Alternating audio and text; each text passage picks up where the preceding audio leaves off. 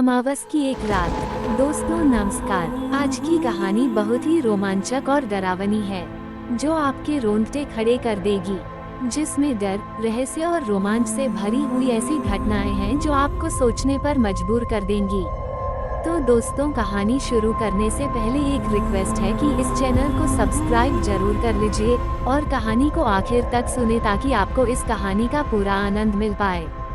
तो चलिए कहानी शुरू करते हैं। यह एक अमावस की सर्द भरी रात थी। दो दोस्त आर्यन और विकी रात में एक घने जंगल से गांव जाने वाली बस से गुजर रहे थे। वो दोनों आर्यन के गांव जा रहे थे। गांव जाने वाली बस अचानक बीच रास्ते में ही खराब हो जाती है। आर्यन परेशान हो जाता है क्योंकि उसे गांव जाना बहुत ही जरूरी था। गांव में आर्यन की मां की तबीयत बहुत ज्यादा खराब हो गई थी। बस ड्राइवर ने बहुत कोशिश की लेकिन बस स्टार्ट नहीं हो पाती है। फिर दोनों जंगल के रास्ते पैदल ही इस उम्मीद में चल देते हैं कि शायद कोई गाड़ी मिल जाएगी और वे लिफ्ट मांगकर निकल जाएंगे। लेकिन तभी अचानक मौसम बिगड़ गया और तेज बारिश होने लगी।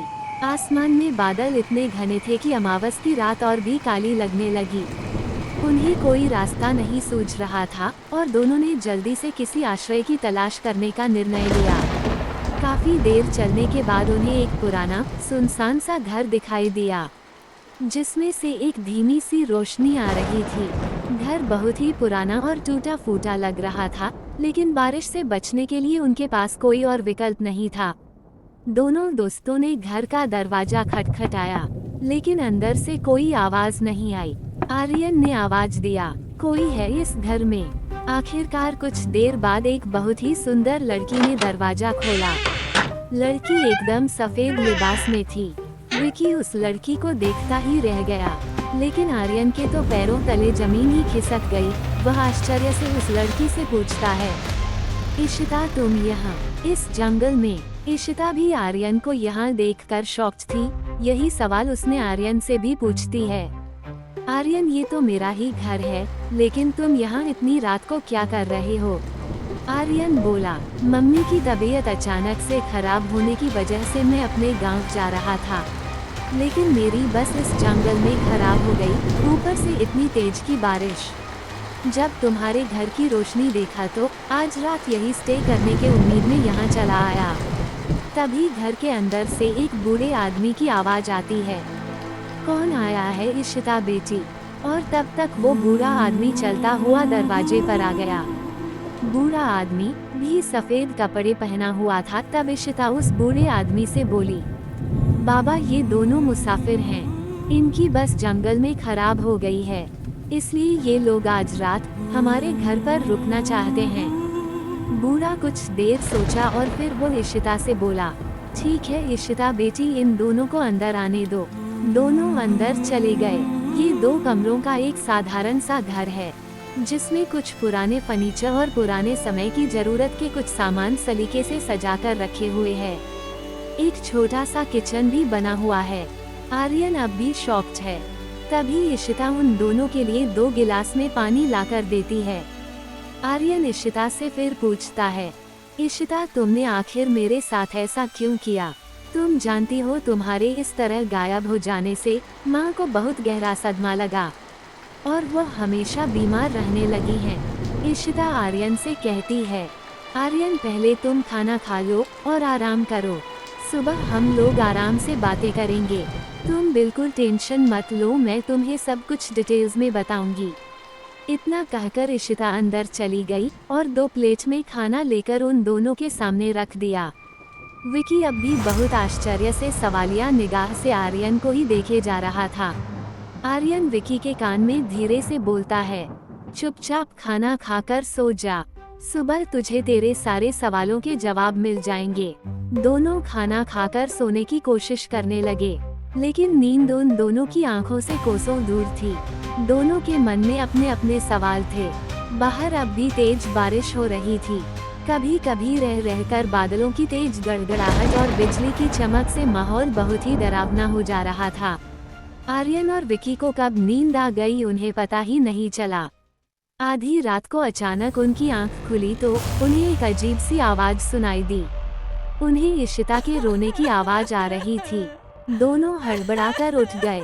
ये आवाज घर के पिछले हिस्से से आ रही थी। आर्यन ने इशिता को आवाज दी। इशिता, इशिता क्या हुआ? रोने की आवाज अचानक बंद हो गई। कुछ देर सन्नाटा था, फिर जैसे किसी के धीरे धीरे चलने की आवाज आने लगी। आर्यन ने विकी को देखा और कहा, क्या तुमने वो आवाज सुनी?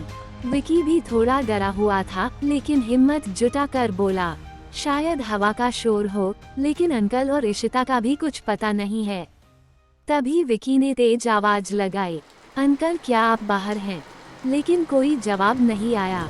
दोनों और ज्यादा डर गए और फिर मोबाइल की लाइट जलाकर इशिता के कमरे की तरफ बढ़ने लगे, लेकिन वहां जाकर दोनों के पैरों तले जमीन खिसक गई। इशिता और अंकल दोनों गायब थे। आर्यन डरते हुए बोला, अरे ये दोनों इतनी बारिश में कहाँ चले गए? विकी बोलता है, भाई मुझे तो सब गड़बड़ लग रहा है, चलो जल्दी यहाँ से निकलते हैं। लेकिन तभी किसी के चलने की आवाज फिर से आने लगी और आवाज धीरे धीरे तेज होने लगी। अब ऐसा लगने लगा जैसे कोई उनके पास आ रहा हो। दोनों डर के मारे दीवार से चिपक कर खड़े हो गए। तभी अचानक कमरे का दरवाजा धीरे धीरे खुला और एक सफेद साया उनके सामने आ खड़ा हुआ। विकी ने डरते डरते पूछा, अंकल आप बोल क्यों नहीं रहे? लेकिन उस साये ने कोई जवाब नहीं दिया। उस साये के लंबे बाल थे और उसकी आंखें एकदम लाल चमक रही थी। दोनों दोस्त जोर से चीख पड़े और दरवाजे की तरफ भागे। जैसे ही वे दरवाजे तक पहुंचे, उन्होंने देखा कि दरवाजा बंद हो चुका था। अब उनके पास कोई रास्ता नहीं था। सफेद साया धीरे धीरे उनके करीब आ रहा था। विकी ने हिम्मत करके कहा, कौन हो तुम और इशिता कहाँ है? उसे अभी बुलाओ। साये ने हंसते हुए कहा, यह मेरा घर है और जो भी यहाँ आता है वो कभी वापस नहीं जा पाता। दोनों अब पूरी तरह से डर चुके थे। विकी ने हिम्मत जुटाई और बोला, हमने तुम्हें कोई नुकसान नहीं पहुँचाया, हमें जाने दो। तभी उस साये ने गुस्से से चीखते हुए बोला, इसी तरह उन जालिमों ने भी एक बरसात की रात में मेरे इसी घर में पनाह मांगी थी और फिर उसने मेरी बेटी की इज्जत से खेला और हम दोनों को मारकर इसी घर में दफन कर दिया। जानते हो, मुझे मेरे मरने का कोई गम नहीं है, लेकिन मेरी फूल सी बच्ची जिसने अपनी जिंदगी जीना शुरू किया था, वो शादी करने जा रही थी। वो मुझे वही खुशखबरी सुनाने शहर से मेरे आई थी, लेकिन जालिमों ने उसकी जिंदगी शुरू होने से पहले ही खत्म कर दी। उसके बाद से हम दोनों की आत्मा इस जंगल में भटकने लगी और एक दिन जब वो दोनों इसी रास्ते से गुजर रहे थे तो हम दोनों ने उनकी गाड़ी का एक्सीडेंट करवाकर उन्हें मार डाला। हमने अपना बदला तो ले लिया, लेकिन फिर भी हमारा गुस्सा कम नहीं हुआ। हमें हर आने वाला मुसाफिर उसके जैसा ही लगता है।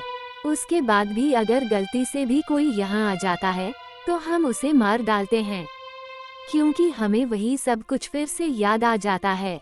अब तुम लोग भी मरने के लिए तैयार हो जाओ। विकी ने गिड़गिड़ाते हुए कहा, अंकल आप मेरा भरोसा कीजिए, हम लोग उस तरह के नहीं हैं। हम तो सिर्फ यहाँ एक रात गुजारना चाहते थे बस। तभी आर्यन भी विकी की हाँ में हाँ मिलाते हुए बोलता है, हाँ अंकल आप हमारा यकीन कीजिए, हम सच बोल रहे हैं। और अंकल वो लड़का मैं ही हूँ, इशिता जिससे शादी करने वाली थी। आप चाहो तो इशिता को बुलाकर पूछ लीजिए। तभी वो बूढ़ा आदमी गुस्से में चीखता हुआ बोला, चुप कर, अब ज्यादा झूठ बोला तो तुझे ऐसी सजा दूंगा जो मौत से भी दर्दनाक होगी। इतना कहकर बूढ़ा आदमी एक जोरदार आवाज के साथ उन पर झपटा और दोनों को हवा में उठा लेता है और उन दोनों को जमीन पर पटकने ही जा रहा था। तभी इशिता वहां आ जाती है और जोर से चिल्लाते हुए कहती है, रुक जाए बाबा। बूढ़ा आदमी रुक जाता है और उन दोनों को जमीन पर उतार देता है और इशिता से कहता है, इशिता तुमने मुझे क्यों रोक दिया? आज मैं इनको मारकर ही दम लूंगा।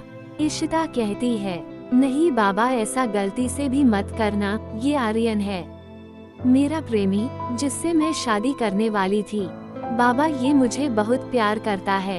इतना कहकर इशिता रोती हुई आर्यन के गले लग जाती है और कहती है, मुझे माफ कर देना आर्यन, मैं तुमसे किया हुआ वादा पूरा नहीं कर सकी। मैं क्या करती, मैं बहुत मजबूर थी। आर्यन कहता है, लेकिन इशिता, मुझे एक बात नहीं समझ में आई कि आप लोग यहाँ इस जंगल में क्यों रहते हो। तुमने तो कभी यहाँ बारे में बताया ही नहीं था। इशिता आर्यन को बताती है। आर्यन, दरअसल मेरे बाबा एक फॉरेस्ट ऑफिसर थे और इसी जंगल में ही इनकी ड्यूटी थी, और यहीं से कुछ दूर पर फॉरेस्ट की चौकी है जहाँ मैं और बाबा रहते थे। और फिर एक दिन मेरे बाबा अपने जॉब से रिटायर हो गए, लेकिन मेरे बाबा का दिल इस जंगल के साथ इतना लग गया था कि रिटायरमेंट के बाद भी ये शहर नहीं गए और ये यहीं पर घर बना कर रहने लगे। लेकिन मैं जिस दिन तुम्हारे पास से मैं बाबा को अपनी शादी की खबर देने यहाँ आई, उसी दिन हमारे साथ ये सब हो गया। उन जालिमों ने मुझे तुमसे हमेशा के लिए अलग कर दिया आर्यन। इतना कहकर इशिता रोने लगती है।